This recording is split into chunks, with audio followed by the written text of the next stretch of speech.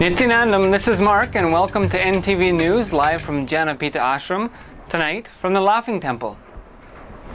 First up, the headlines for today's news. In today's Bhagavad Gita Dhyana Satsang, chapter 4, verse 6, Swamiji talked about the Vedic concept of rebirth. Inner awakening, exploding in all directions. eNGenius, constant expansion. And all around the ashrams internationally. For the main news tonight, chapter 4, verse 6 from the Bhagavad Gita Dhyana Satsangs, Swamiji talked about the Vedic concept of rebirth. Swamiji dedicated the satsang to Mount San Antonio College of Los Angeles, a group of 30 college students sitting in the Los Angeles ashram. He also dedicated a question and answer session entirely for the group from San Antonio College. Swamiji said, if we become free of responding from patterns of the current mind, we are reborn. That is, with a new mind. We can measure spiritual success by the time it takes to stop responding from mind's patterns. Just drop all the patterns and you are reborn. The less time it takes to drop patterns, the quicker your spiritual progress. So, when we have patterns from which we operate and live with, the quicker we're able to drop those patterns, the quicker we're progressing spiritually. The next level Nithya Kriya this morning was for increasing stamina, including excelling in sports. Swamiji mentioned specifically the beginning asana for the Kriya would awaken an extreme amount of energy in your body. I'll say few words, especially for the Mount SAC college students, introducing this book. So I'm talking on a book called Song of God. In Hindu tradition, this book is accepted as a basic book explaining all the basic truths of Hindu tradition. You need to know a few things about the Hindu tradition. It is a philosophy-based tradition. There is no difference between the day-to-day rituals and the philosophy we believe. There is a very strong connection between the philosophy we believe and day-to-day rituals, day-to-day lifestyle. Even our business decisions are made from the spiritual philosophy. There is no secular and religious life separately. In Hindu tradition, only one life. Philosophy. In Sanskrit we have a word called philosia. See, in Sanskrit we say darshana. So even the word philosophy is not a complete translation. Philosia means the experience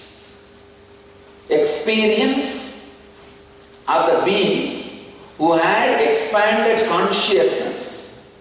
Their experience gets noted down in the form of a darshana, a spiritual literature which gives spiritual insights, and with the insight people start living. We call this as living enlightenment. So this book basically teaches living enlightenment, living an enlightened conscious life. What is reincarnation? Please understand. The principle of birth and death. As I said, every time you start responding in a new way to a problem or situation or crisis, you take new birth. You live many times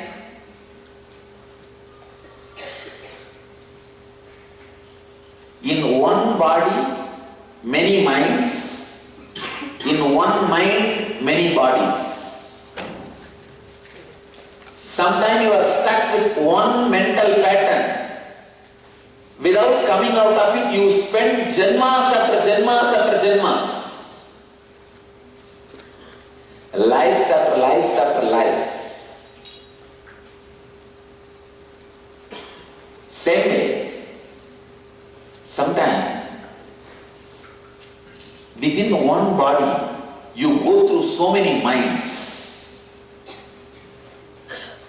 I tell you, best use of time is within one body, go through all types of minds.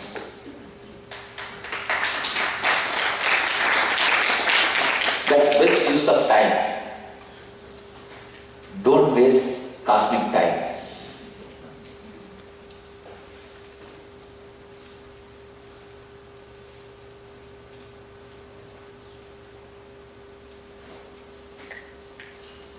People ask me, Swamiji, how do I know I am growing spiritually? Spiritual growth is happening. Understand?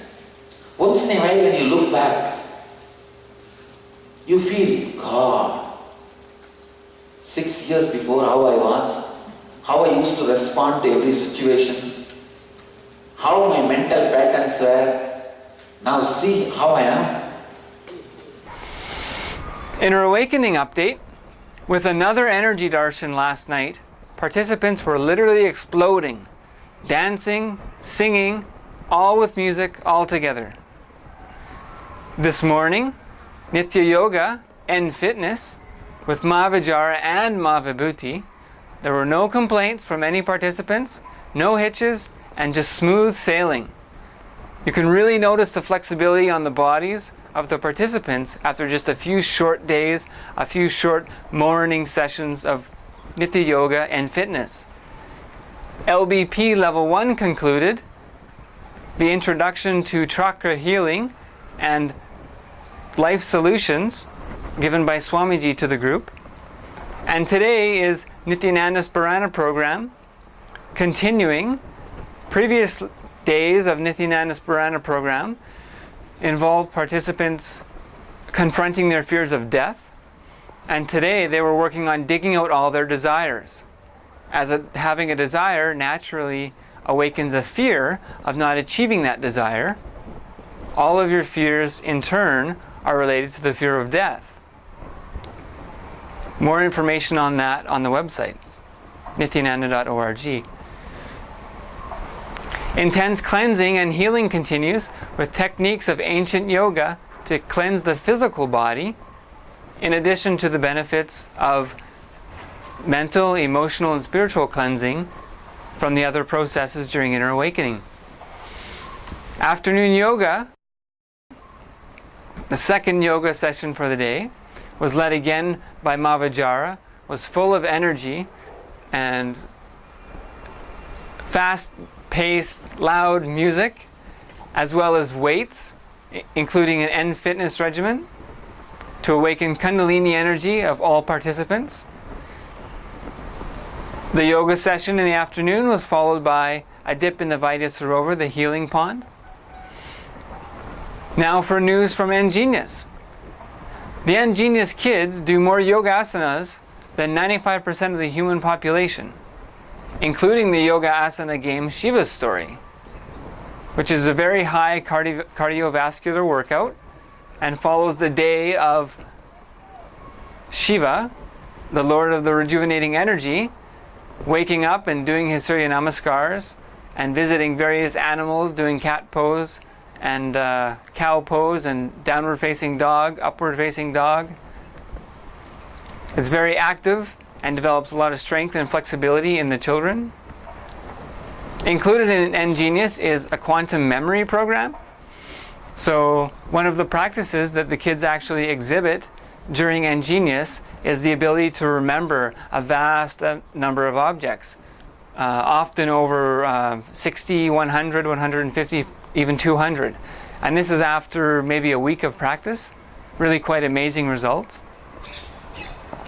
The children are learning Vedic science and culture, includes stories from books and as well as videos, and from teachers. They learn about Vedic personalities such as Krishna and other various practices that are ever present throughout the ashram from this 90,000-year-old Vedic tradition, the oldest living tradition on the planet. The children in eNGenius learn about food and eating routines. They're being taught about sattvic food and healing food and the effect of food on you and motivations for eating. They're also given adult-level life solutions, given with childlike practicality.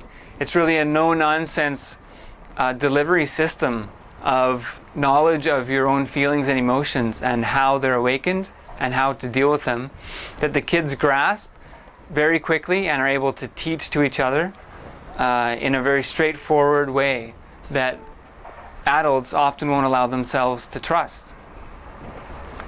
Lastly, with eNGenius, lively discussions of kids and chanting during Arti can be seen every night as the kids gather before Guru Puja and are practicing the chanting and ringing their bells and just having a really great time clapping along with the music during Arti. Now in news from all around the ashrams, international news. From Bidadi, the Nithyananda Spurana program, the program that Inner Awakening participants are currently going through, is a 4-day event, March 1st to 4th. Register on nithyananda.org. It's your opportunity to experience death in life. So once we go through the death experience, we can live life free of the fear of death. Most of our actions are taken with some sort of suspense or anxiety dependent upon the outcome. When we take away the need to perform certain actions in our life, knowing that we have clarity of that death is really just a continuation, although not of this physical body, then we can become able to drop a lot of the fears that prevent us from trying things that we really want to do with our lives. Again, more information on this program can be found on the website nithyananda.org and through sending emails from the contact link at the bottom of the page. News from Singapore. Singapore completed 2 rounds of life's mission definitions with meditation and visualizations to help fulfill each other's visions. This is part of Swamiji's program, which he's instituted to help people to clarify their life's purpose, to connect with the life purposes of others, and to combine those energies to produce the most cooperative and efficient result possible for all members of a community. An amazing program. If you want more information, please email us at ntv@nithyananda.org. And lots of news from the Nithyananda Vedic Temple in Ohio. There's a free movie, What the Bleep Do We Know, which is a great look into quantum electrodynamics and quantum physics and how that relates to the Vedic tradition. That's on February 4th. There's a sattvic cooking help show on February 5th. February 11th is a health and wellness workshop and the free Kailash webinar. Don't miss that. There's a free intro to Life Bliss Program Level 1 on February 12th and the full Life Bliss Program Level 1 the following weekend with Swami Bhaktananda. A really excellent opportunity to get to spend some time with a very close disciple of Paramahamsa Nithyananda. So email to info@vedictempleohio.com. That's all for our news today, this evening, from the Laughing Temple in Bidadi Ashram. So let's end our news with a bliss dose from Swamiji. Enlightenment is intense passion directed towards no object in particular. So enjoy yourself and others and radiate friendliness without exception and without expectation of a return. That is, you have a right to work, but never to the outcome. Nithyanandam.